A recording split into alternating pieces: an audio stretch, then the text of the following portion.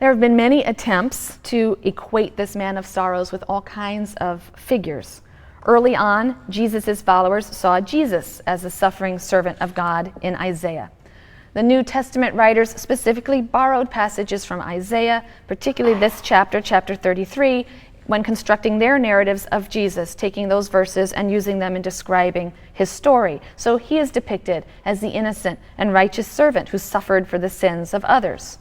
In the teachings of Paul, however, you have a different use of these verses. Christians generally are identified as the servant who suffers with and for Jesus.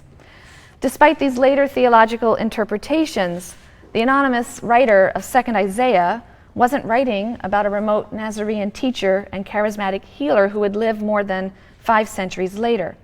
Examined in its original context, it appears most likely that the servant is Israel herself, described metaphorically as an individual whose present suffering and humiliation is due to the sins of other nations, but whose future restoration and exaltation will cause astonishment among those nations who will then be humbled to Yahweh. But there are problems with even this interpretation, and you should be aware of that. This has never been solved satisfactorily. The main problem with interpreting Israel as the servant is the verse that describes the servant as having a mission to Israel. It seems a little odd to say that Israel bears a mission to Israel. But this problem can be solved if we remember that Israel was often divided in prophetic rhetoric. So perhaps the writer envisions a mission of one part, the righteous part, to the other, the part that has gone astray. Leaving aside this difficulty, the more prominent motif in the servant song of Isaiah is that the servant has a mission to the world. That's the more prominent motif, and that is a role that would suit Israel quite well. Furthermore, you have the phrase, Israel, my servant, appearing in 2nd Isaiah about 8 times. So the idea of Israel as God's servant to the nations is clearly a part of Isaiah's conceptual world. And since we're dealing with poetry rather than a rigorously consistent metaphysical treatise, it shouldn't be too surprising that sometimes a servant is spoken of as a group collectively, sometimes as an individual.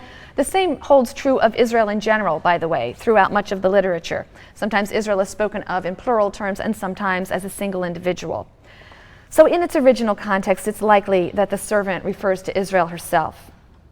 If the servant is Israel, then we can see how 2nd Isaiah is another response to the events of 587.